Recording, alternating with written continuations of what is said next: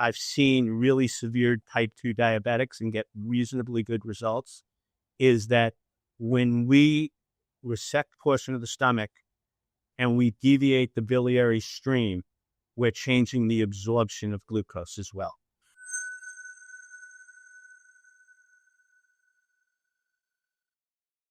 Welcome, everybody. This is Buck Joffrey with the Longevity Roadmap. And today, interesting conversation. Dr. Mitchell Roslin is a bariatric surgeon. And why is this, why is bariatric surgery, or basically, surgery for obesity, why is it relevant to longevity? Well, as you'll hear Dr. Roslin talk about, obesity is essentially accelerated aging. And so it's a big problem. And if you're listening to this show, there's a good chance you're in pretty good shape, or you are at least trying. But, it's such a major problem, and you may have people in your family, people and it may be worth something to learn about these ideas.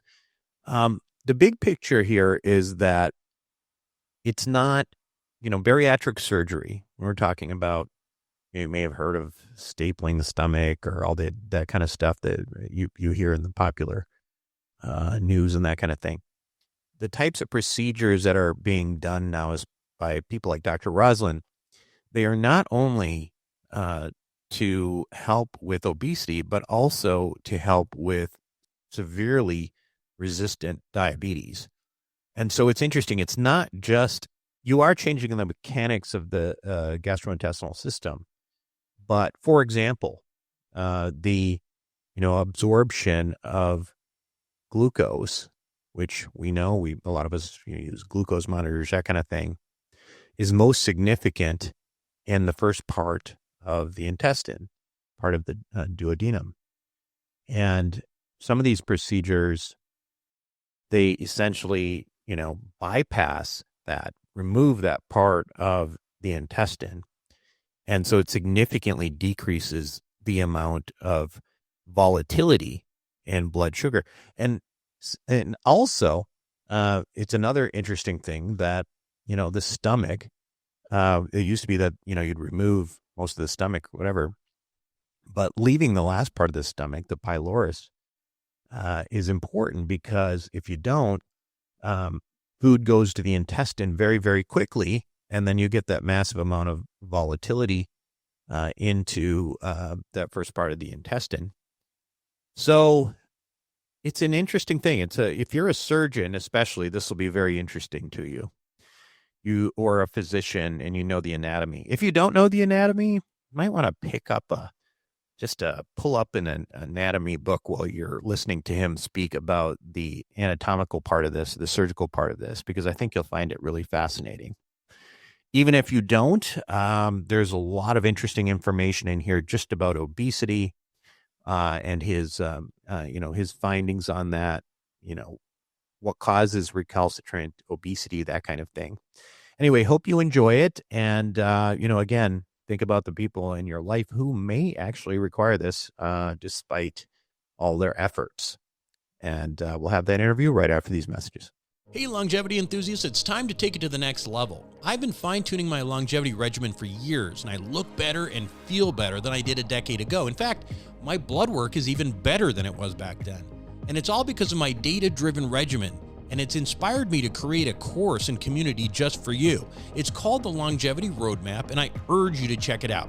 If you're tired of your belly fat, tired of being tired, or just want to optimize yourself for the next 50 years, visit longevityroadmap.com. That's longevityroadmap.com. Welcome back to the show, everyone. Today, I am joined by Dr. Mitchell Roslin. He's the chief of bariatric surgery at Lenox Hill Hospital, New York, professor of surgery at the Zucker School of Medicine at Hofstra Northwell. He trained at Maimonides. This is always a mouthful for me, but Maimonides Medical Center and Mount Sinai, which is obviously much easier for me. And he's helped to pioneer procedures like SIPS, which is a safer version of the duodenal switch. We'll get into all that. Holds multiple patents in the field, some of which he was telling me about involve vagus nerve stimulators, as we've had Kevin Tracy on the program in the past. Dr. Roslin, thank you so much for being on the show. Thank you for having me, and really look forward to speaking to you because I think it's a fascinating area. Yeah, for sure. I mean, it's let's start out with this. Let's just set up, for people to get a little bit of a foundation here. It's pretty clear that obesity isn't just about eating too much and moving too little and being lazy.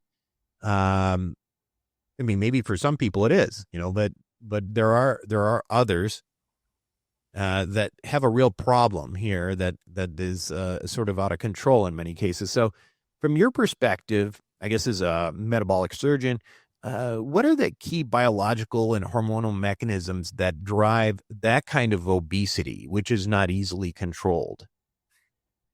So you began to talk about it, and it truly is multifactorial. So what I would look at is what everybody who's interested in longevity could potentially learn from what we do in bariatric in metabolic surgery. And the corollary of that question is what makes people different? Okay. What makes people different? So the first thing that I would say is that really anybody who's interested in the longevity space should pay very close attention to the obesity space, because obesity is a model of accelerated aging. Think about it as the furnace in the house is on too high, temperature set too high, sympathetic turn sent too high, and every part is more likely to burn out early. And where it's symptomatic is where we see it. Then the next question people have is, one of the funniest things that I always hear is like, a calorie is not a calorie. It's like me saying, like, an inch is not an inch. And, with being 5'8", I was never going to play for the Knicks or the Lakers. Okay. I'm not Muggsy Bogues. So an inch or a calorie is a unit of heat. So where people are different, which I think is really fascinating and really, again, really pertinent to the longevity space, is the fuels that they burn. And what happens when people have an obesity problem, a diabetic, is people who are listening in longevity will know this better, is they begin to lose, or they lose their zone 2 of exercise. So at a very, very low heart rate, they convert over to burning their glycogen and their glycogen stores. And that begins to explain that once you become obese, and I think really looking at evolution is really important, the body drives you to eat more. Another way of saying this is that intake and outtake are linked. So when an obese person increases their level of activity, the body forces them to eat more because they're always burning their glycogen stores. They basically have a lock placed on their fat. And that probably is mostly, derived from insulin levels and having higher fasting insulin levels and things like that. Interesting. So yeah, along that line, we've got the GLP-1 revolution, right?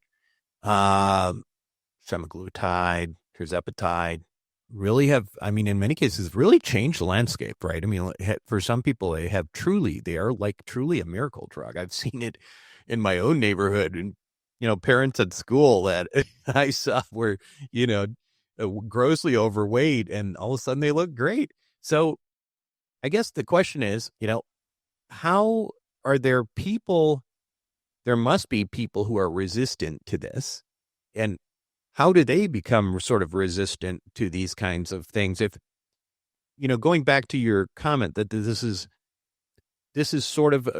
largely in most cases, it's a metabolic syndrome, right? It's a derangement of, what you should burn, what order you should burn, that kind of thing. And these kinds of drugs seem to do a really good job with sort of helping with that.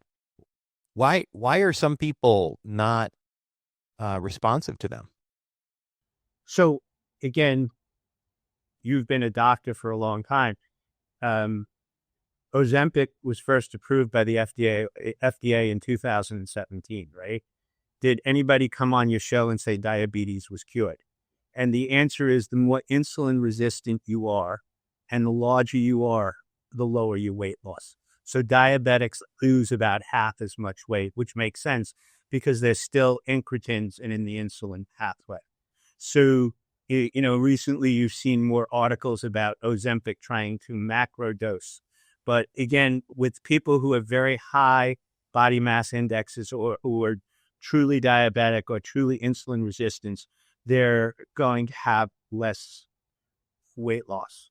And I think you're getting at another really fascinating question, which is, what causes us to kind of lose the ability to retain fat? And, how does that happen? And it's fascinating that, it's through the insulin pathway. And again, in medical school, because Banting, discovered insulin and I know many of your people will be familiar with that. And insulin was first discovered when people were dying of diabetes, and the only treatment was a ketogenic diet. Back in the day, we tend to think of insulin only in glucose metabolism. Insulin is as important in fat metabolism as it is in glucose metabolism. And I mean, we don't realize it, again, at the extremes, we talk about gestational diabetes, but in normal pregnancy, women deliberately become slightly insulin resistant in their third trimester because it tries to encourage them to store fat, especially in certain areas, so that they have enough fat to maintain lactation. So the same type of thing, fat is not the enemy. Fat is very, very important. We published an article during COVID that showed that basically there was a phase change in people with high BMI. They were likely to expire. But every time you'd hear the story about the young person who ran marathons and had no fat mass. And if you have no fat mass, you have no reserve if you get septic and get infected. So we want to have the right amount of fat. We certainly don't want excess fat. We certainly don't want profound insulin resistance. But women need about 15% body fat in order to lactate, menstruate, and reproduce properly. And men need a certain fat reserve in case they become stressed or infected or stuff like that. So fat's not the enemy, but obviously excess fat is. So GLPs are fantastic drugs, but it also tells you that the weekly derivative that penetrated the blood-brain barrier has been far more successful than the daily derivatives, which that tells you that all energy balance is centrally regulated. And we know that women, their metabolism increases in pregnancy, their estrogen and progesterone increase, their appetite increases to meet that increased metabolic need. That's completely central. And that tells you how the brain and the body regulate our weight and energy distribution. Now, the question is why does Western society and what happens here that the brain loses that degree of regulation? Yeah. And what do you think? Well, obviously, you have a theory on that, I'm sure. Well, I think there's a lot of it that we do know. I mean, I think there's a lot of it that we do know. And this is kind of why I say, again, to many of your listeners, they might have heard that I was a bariatric surgeon and turned off because they say, I don't need that, where the healthiest of the healthy. But the answer is bariatric surgery is the greatest model. In fact, how we kind of understood GLPs and you alluded to the work that we've done on SIPS or SADI, which is a single anastomosis duodenal switch. So what do we do when we do that? And then I'm going to go back to answering the question that we make the stomach small like a tube. Stomach is very important in sensing mechanical things. So it understands stretch. So a smaller stomach, you're going to eat less. Sleeve gastrectomy, and people think they're going to eat less forever. What's the downside of a small stomach? Similar to the downside of a small tank of gas. Can't get very far, but if you fill it up enough, you can get from New York to your studio in California, where we're talking right now. So a small stomach will empty fast. And the stomach is very important in hunger and fullness, but what it's not very important in is what's called satiety. What is satiety? Satiety is the time that you feel full after you eat. And satiety signals come from the bottom portion of the intestine. So again, what happens when you eat processed food or high sugar things? You get an insulin response. Okay. All of the food gets absorbed. There's no residue that goes to the bottom portion of the intestine.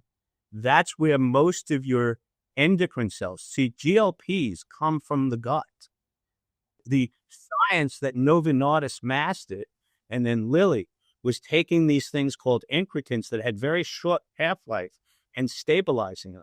These are all naturally found compounds, and they're mainly, nothing in the body, as you know, if being a surgeon has a monopoly, but there are more L cells in the bottom portion of the intestine.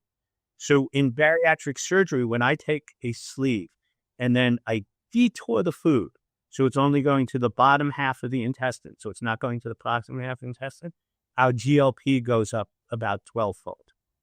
What's interesting is Wow. in Sadie, our GIP goes down, which makes me believe that the difference between Ozempic and Mounjaro or Zepbound, the GIP component mainly just reduces the GI side effects.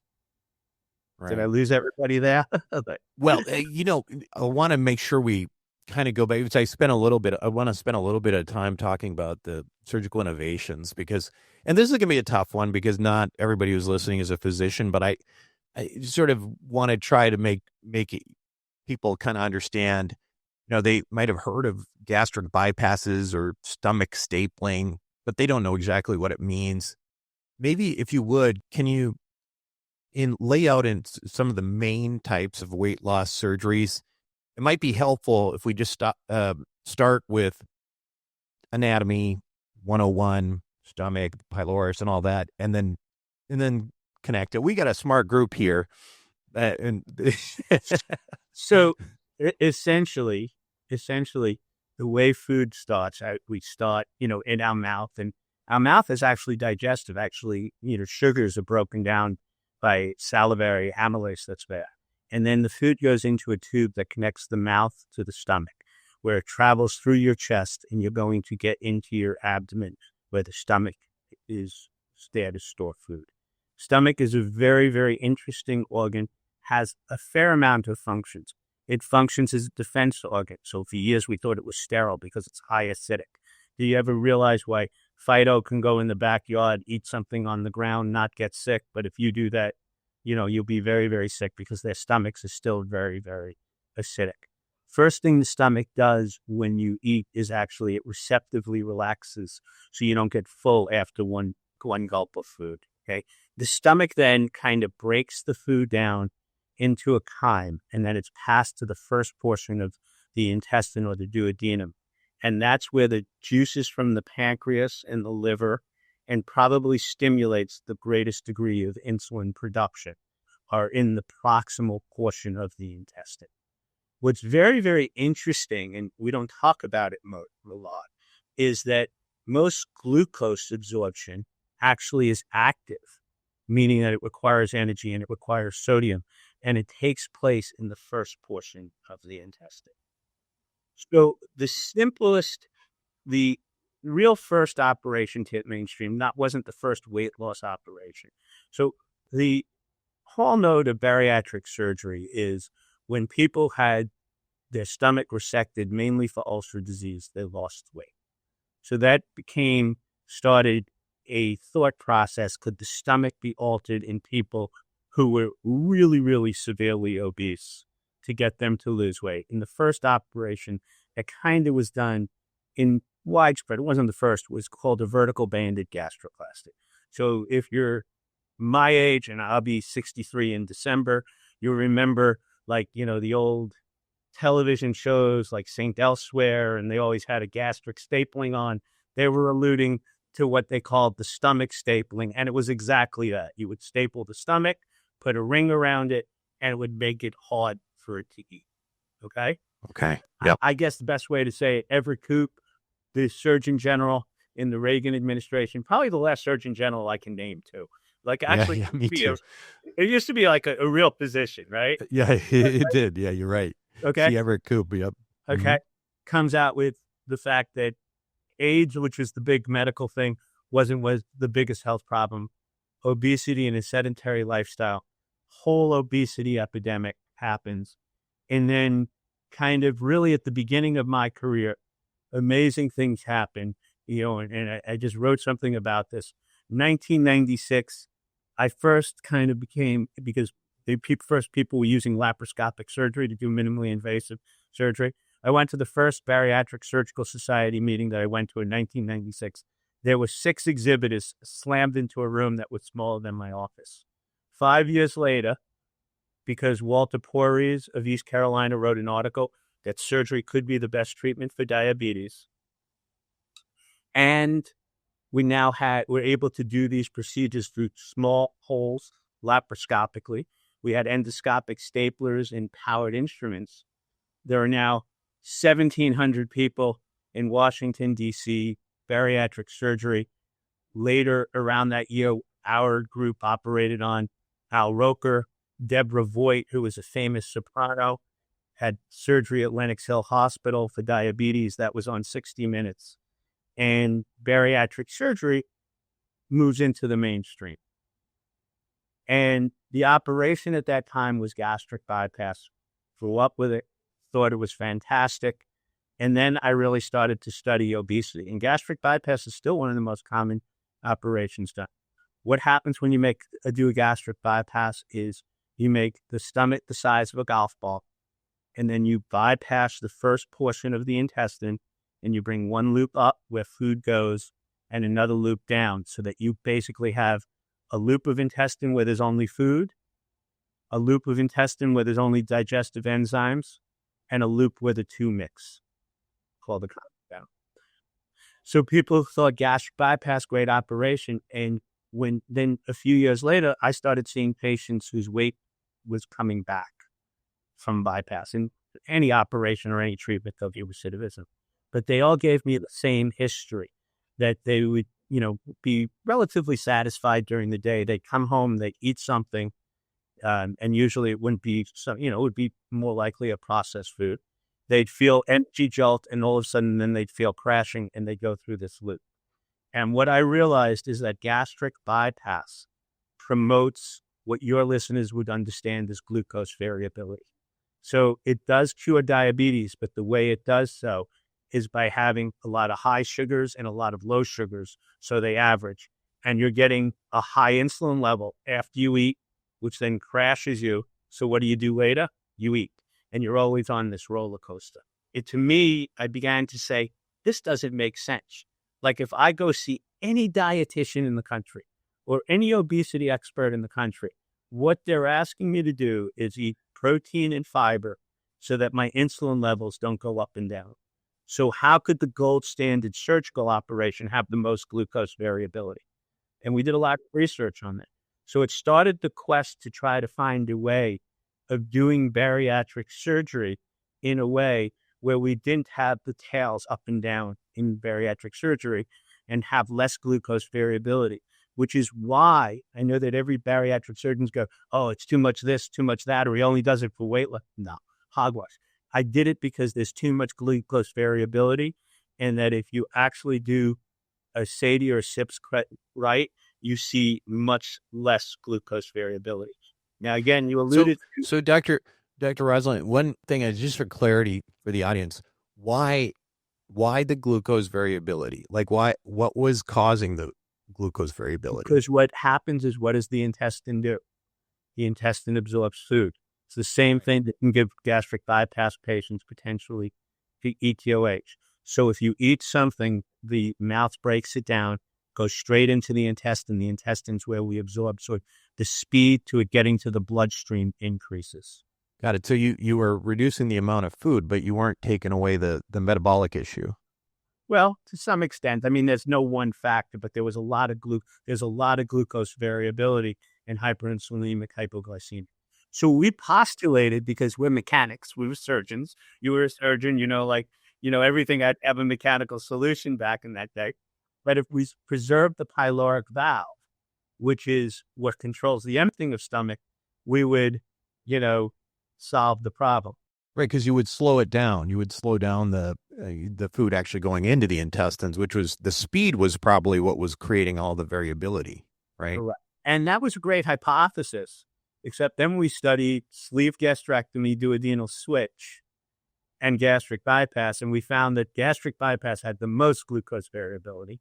Duodenal switch had the least, and sleeve was intermediary, which made us take a step back and realize there's a lot more going on.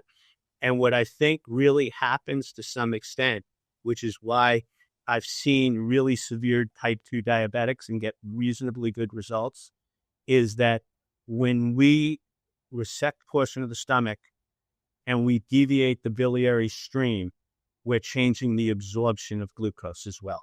So it's interesting. We get less insulin, but we get a lower curve of glucose absorption. And it really tells you that the glucose absorption is occurring in the proximal portion of the intestine. And when food goes straight down and you have less sodium in it, and the sodium comes from bile and removing the stomach, you're getting a slower upslope as well. So it's not just one reason.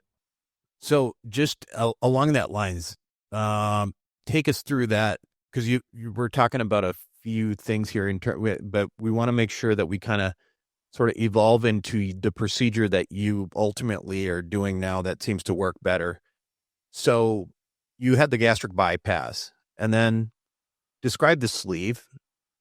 The idea of a sleeve is you're making the stomach, which kind of looks like a kidney-shaped bean, into looking like a tube or a banana, so that it will hold less food, and you're preserving the pyloric valve, so food will go through the normal course of the entire intestine.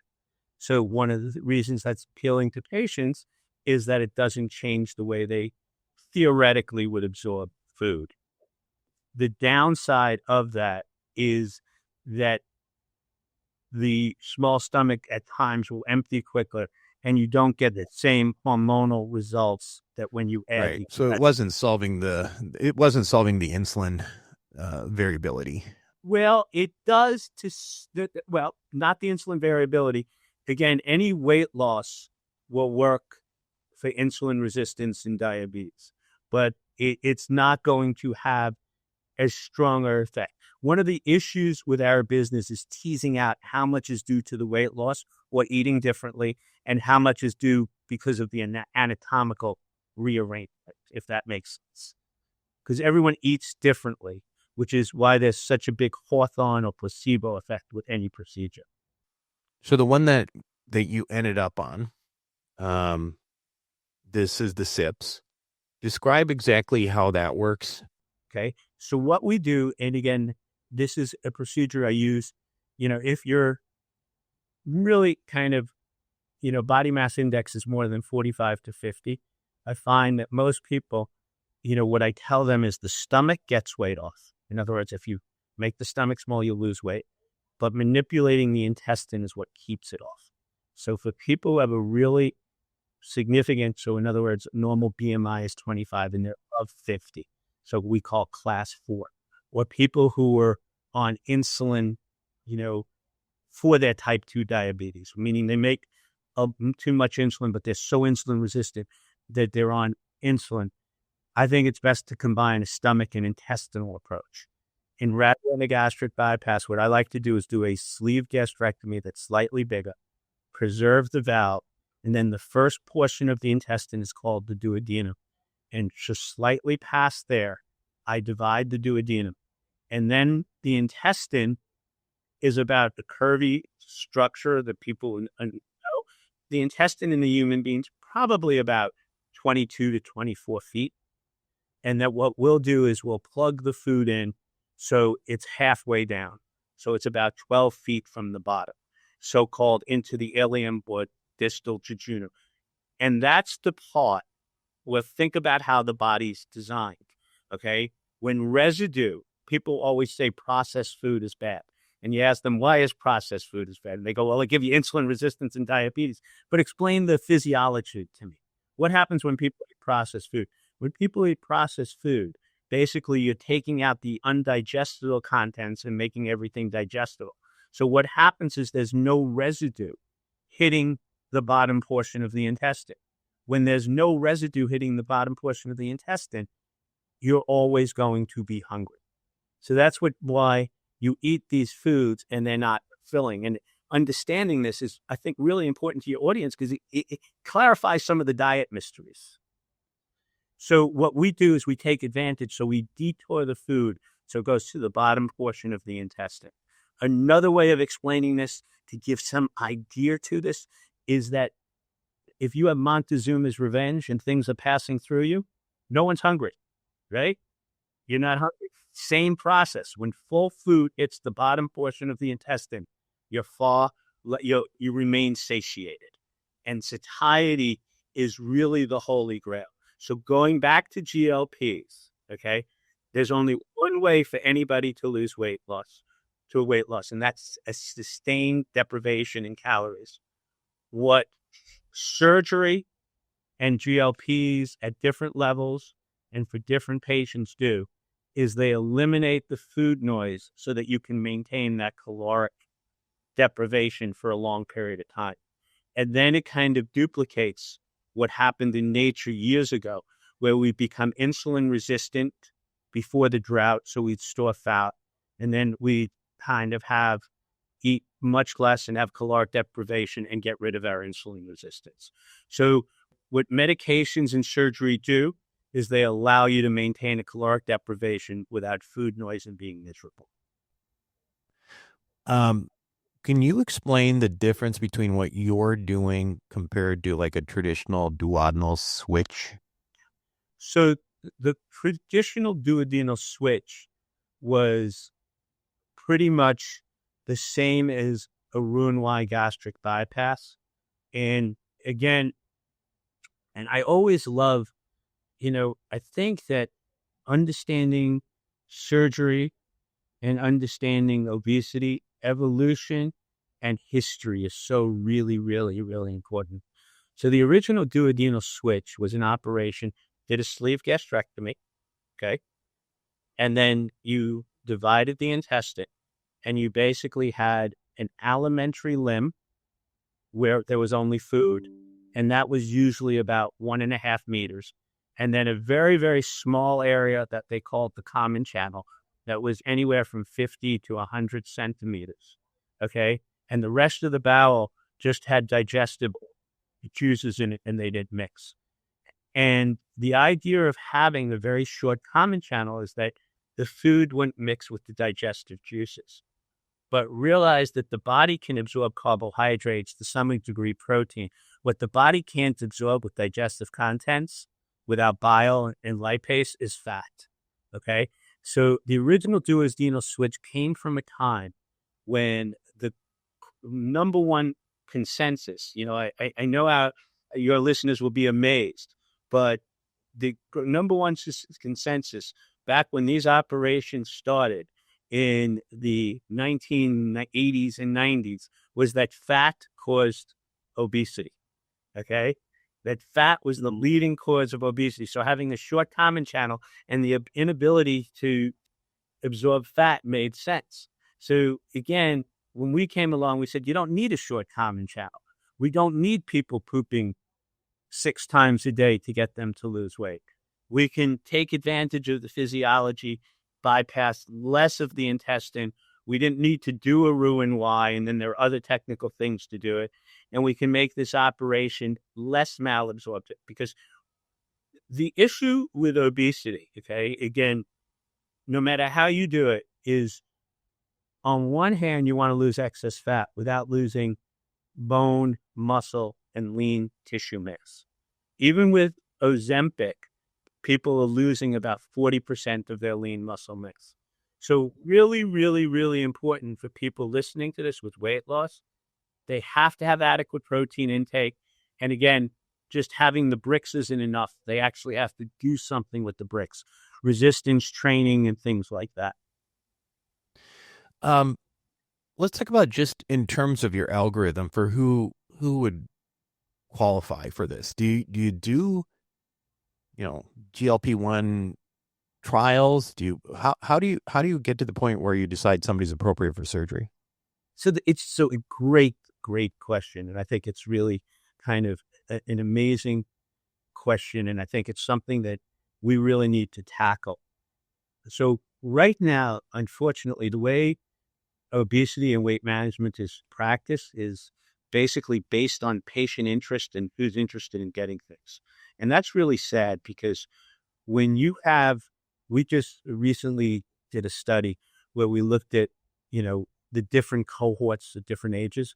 If you're a man with a BMI of 50 and you're in your 30s, you're very unlikely to see your 60th birthday.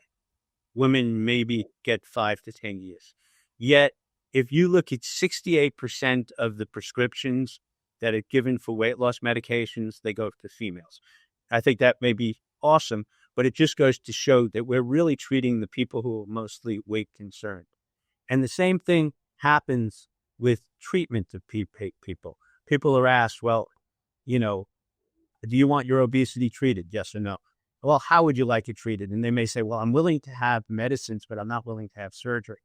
And it's completely different. Imagine, God forbid, somebody has cancer or they have heart disease. It's based on the anatomy or the stage that you give them the most appropriate treatment. And I think that people have to realize, and then there's no relationship, again, between the people who need to be treated the most, because we're not doing objective testing. As far as I'm concerned, in a perfect world, which we're far from, that every single person with a high BMI should have some form of a functional assessment. Your leaders would say CPET testing. When my patients are tested on a CPET, generally their VO2 max is less than 20. And you'll know that if VO2 max is less than 20, their mortality is 4 to 5 times higher. So based on BMI and VO2 max or proxies for TO2 max, we should be stratifying therapy. Now, if that means giving people 3 to 4 months of GLPs to see if they have a response, that's fine.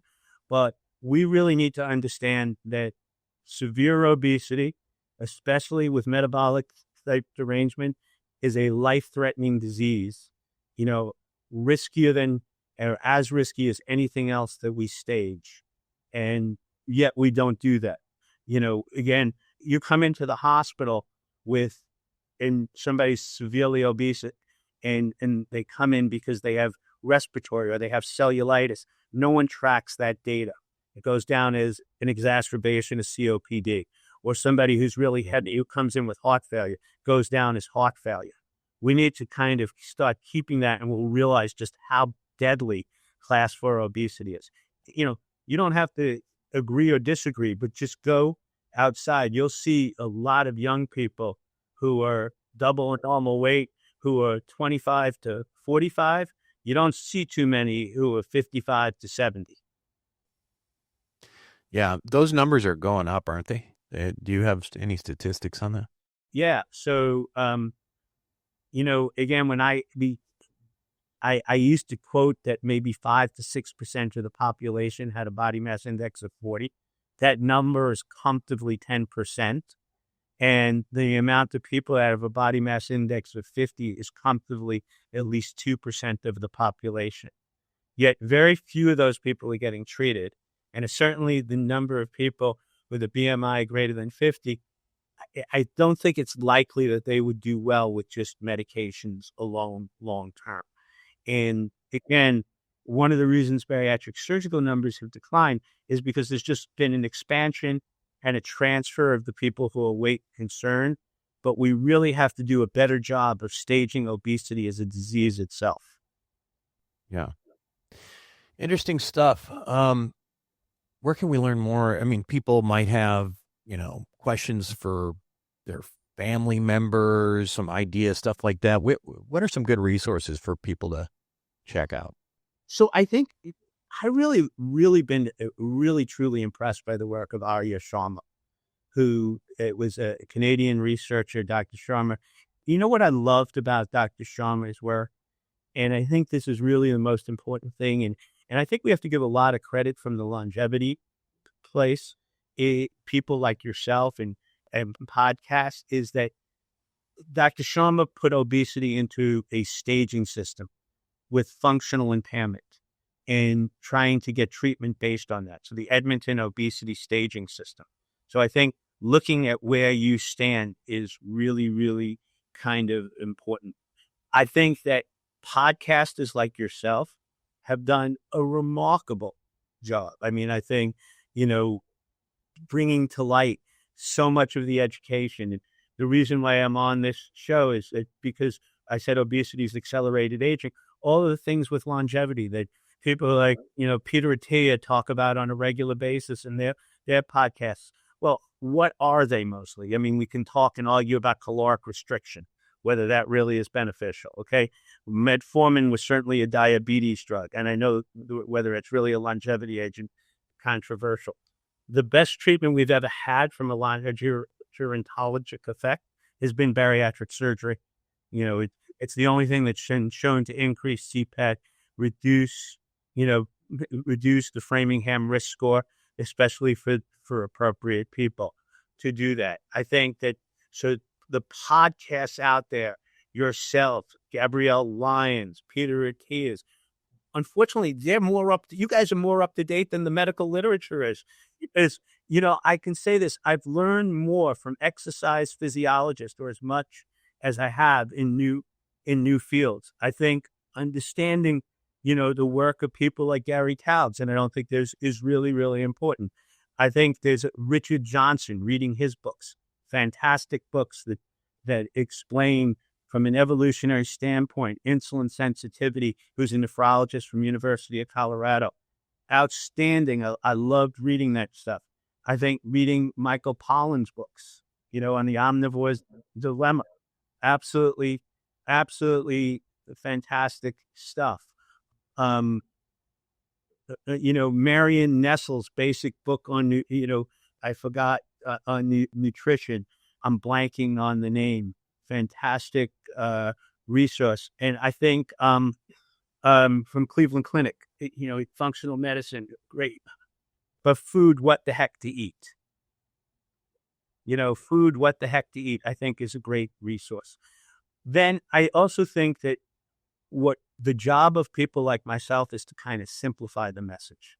So what should be the message? And what is some of the issues with some of the people out there? Is that the people who are doing many of the podcasts and surgery, you'd say there are certain surgeons that put belt on suspenders on everything, and maybe it was a little bit over the top for most people. So let's bring it back to real life. Number one, you can't be healthy if you're not active. So function's really, really important. Diet, really, you know, it should be protein and foods that have a lot of fiber. Some of the rules that I tell my patients is if it doesn't go into a refrigerator, don't eat it. There is nothing in a package that you absolutely need. Okay? There's nothing in a package. With all due respect to everybody, maybe you and I will create our own protein bar by the end of the podcast, because that seems to be like with everyone's the super protein, protein bar. But there's nothing you need that doesn't spoil. Okay? Minimize getting any of your calories from liquids. After all, Starbucks is a sugar factory, so be very careful when you work in there. I hope I don't get sued for that, but that's what it really, truly is, okay? You do not need a Frappuccino. You know, if you look at behavioral health studies, it's reducing your sugary beverages. You know, again, if you want to make yourself a smoothie with protein powder and grind up, you know, vegetables or fruit, that's fine. But you don't need orange juice. You can get plenty of vitamin C from an orange. You know, Robert Lustig said, God gave us the antidote for sugar. It's called fiber, and there's no place in the world where sugar and fiber aren't together. Okay? So I think those are some of, now obviously relationships and sleep as well, but I can leave that for people who know more about that than me. Well, I do appreciate you being on the show today, Dr. Roslin, and I'm sure people learned a lot, and thank you again for being on.